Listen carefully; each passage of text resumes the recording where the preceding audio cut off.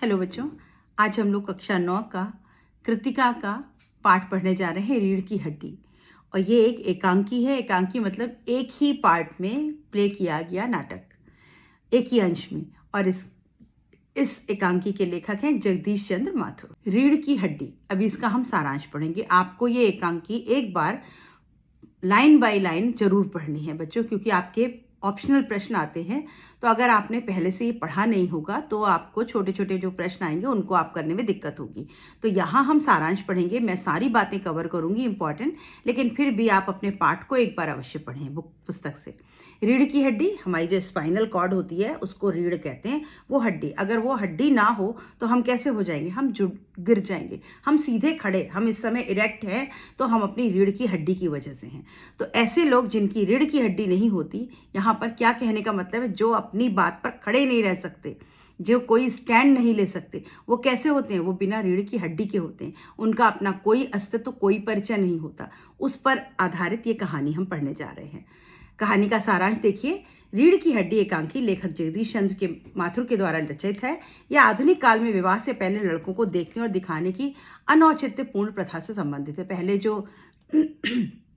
पहले क्या होता था? माता पिता शादियां तय कर देते थे, विवाह दिखाने देखने का कोई रिवाज नहीं था, और जिससे तय कर दी उससे बच्चे शादी कर लेते थे। लेकिन आजकल का जमाना क्या है?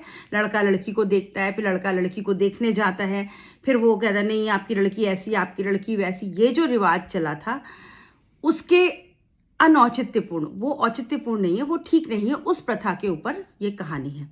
आधुनिक काल में लड़कियों की शिक्षा, दीक्षा, लालन पालन, चाल चलन, लंबाई, मोटाई, सौंदर्य, रंग के बारे में खूब जांच की जाती है। आजकल लड़के जब विवाह करने जाते हैं तो लड़कियों को देखते हैं, मोटी तो नहीं है, पतली तो नहीं है, गोरी तो नहीं, काली तो नहीं।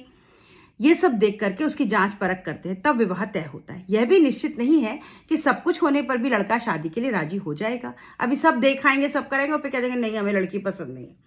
तो ये तो गलत बात है ना। आप किसी की लड़की को देखने जा रहे हो और आप उसमें कमियां बता करके आ गए। लड़के जो देखने जा रहे हैं, क्या उनमें कोई कमी नहीं होती? और लड़कियों को बिल्कुल डेकोरेटिव पीस की तरह आकर के खड़े हो जाना पड़ता है और अपनी शक्ल दिखानी पड़ती है कि हाँ भाई आप देखिए और पसंद करिए।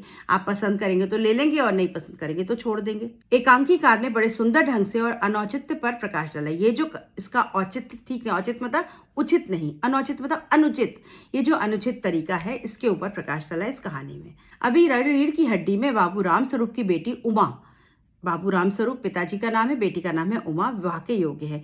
इसीलिए उसका विवाह वकील गोपाल प्रसाद के बेटे शंकर के साथ तय होता है। अब ये नाम याद रखना है। उमा के पिता का नाम राम स्वरूप और जो लड़का है उसके पिता का नाम है गोपाल प्रसाद और बेटे का नाम है शंकर। इनके साथ तय होता है। वकील मैट्रिक तथा पढ़ी लिखी लड़की को अपनी डॉक्टरी पढ़ रहे पुत्र के साथ बहू बनाना चाहता है। उमा जो है पढ़ी लिखी है और ये जो शंकर है ये डॉक्टर है। इसीलिए रामस्वरूप उनसे झूठ बोलते हैं कि उमा मैट्रिक पास की है, जबकि उसकी शैक्षिक योग्यता बीए है। उमा ने बीए पास किया हुआ है, लेकिन वो कहते हैं नहीं मेरी बेटी अभी मैट्रिक पास है, और लड़का जो है वो डॉक्टरी पढ़ रहा होता है। तो ये रामस्वरूप जो है वो झूठ बोल देते हैं अपनी बेटी के बारे में। वकील गोपाल प्रसाद और शंकर का घर में भव्य स्वागत होता है। गोपाल प्रसाद जो है वो वकील हैं और उनका और शंकर का घर में बड़ा जोरदार स्वागत होता है, क्योंकि लड़के वाले हैं। परिवार के सदस्यों में खूब वार्तालाप होता है, खूब बातचीत होती है। उमा से कई प्रश्न पूछे जाते हैं। पिता का मन रखने के लिए वह गाना गा देती है, परंतु अचानक उसकी नज़र शंकर पर टिकती है और वह सहसा गाना बंद कर देती है। जब कहा जाता है लड़की से बेटा जरा गाना गा के सुनाओ, तो वो गाना गाती है। अचानक गाना गाते गाते आंख उसकी उठती है और शंकर लड़के पर पड़ती है और वो गाना बंद कर देती है। जब गोपाल प्रसाद उसके मुंह से कुछ सुनना चाहते हैं तब वह मुंह खोलकर अच्छा जवाब देती है। वो बोलते हैं कि मैं तुम्हारे मुंह से कुछ सुनना चाहता हूँ।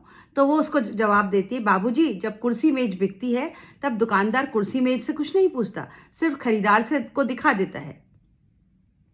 बोलते लड़की को बोलते बोल के दिखाओ, तो वो कहते हैं बोल क्यों बुलवा रहे? जब आप कुर्सी मेज बेचते हैं तो क्या कुर्सी मेज बोल के बताती है? तो मुझे तो आप बिल्कुल एक फर्नीचर की तरह दिखा रहे हैं, तो मुझसे क्यों बोलने को कह रहे हैं? पसंद आ गई तो ठीक, नहीं तो छोड़ देंगे। फिर कहती है जो महाशय मेरा खरीदार बनकर आए हैं जरा इनसे पूछिए कि क्या लड़कियों के दिल नहीं होता? फिर जब वो बोलती है तो जोर से बोलती जरा इनसे पूछिए, ये शंकर महाशय मुझे देखने आए हैं। फिर वो बोलती है कि जरा जो महाशय खरीदार बन के आए हैं जरा इनसे पूछिए कि इनको क्या लड़कियों के दिल नहीं होते? क्या वे भेड़ बकरियां हैं? जरा अपने बेटे से पूछिए वे लड़कियों के हॉस्टल के आसपास क्यों चक्कर काट रहे थे और कैसे अपमानित होकर भगाए गए थे। अब इनको इसने कभी देखा होगा, ये लड़कियों के आसपास चक्कर काट रहा होगा शंकर, तो बोले ये आए थे और चक्कर काट रहे हो, तो फिर इनको डांट करके भगाया गया, तो इनका अपमान करके भगाया गया। जरा अब इनसे पूछिए। उमा की इन बातों से गोपाल प्रसाद को अच्छी तरह मालूम हो जाता है कि वह बहुत पढ़ी लिखी है। अभी उनको पता चल जाता है कि ये तो पढ़ी लिखी, क्योंकि पिताजी ने तो झूठ बोला था कि मैट्रिक ही पास है केवल। बेचारे वे अपमानित होकर घर से भागने लगते हैं।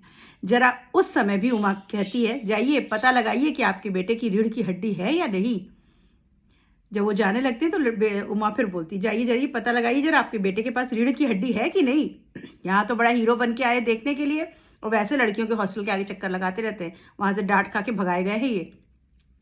और इस प्रकार यहाँ कहानी खत्म होती है, और ये एकांकी कथा वस्तु की दृष्टि से पूर्णतः सफल कहानी है, और इस कहानी का नाम है रीढ़ की हड्डी। तो बच्चों, ये छोटी सी एकांकी है। एकांकी मतलब एक ही भाग में खत्म होने वाला नाटक। और क्योंकि नाटक है तो नाटक में तो आपको थोड़ा लंबा दिखेगा, पर आप अगर इसका सारांश में जाने तो कहानी कुछ नहीं है, छोटी सी कहानी है कि लड़की को देखने लड़का आता है, और फिर उसको वो लड़की को आया था गा के दिखाओ, बोल के दिखाओ, चल के दिखाओ। तो लड़की जो जवाब देती है और फिर पूछती है, आप अपने लड़के से पूछिए इनके पास रीढ़ की हड्डी है कि नहीं। बताइए, अपने बल पे तो सीधे खड़े हो नहीं पाते हैं, और लड़की देखने आए हैं और उसको ठोक बजा के देखेंगे जैसे कि कोई सामान हो गया, और फिर यहाँ कहानी ख़त्म हो जाती है। तो अभी इसके प्रश्न उत्तर देखते हैं। तो बच्चों, ये था रीढ़ की हड्डी पाठ का सारांश। मिलते हैं इसके प्रश्न उत्तर के साथ अगले वीडियो में। Good bye.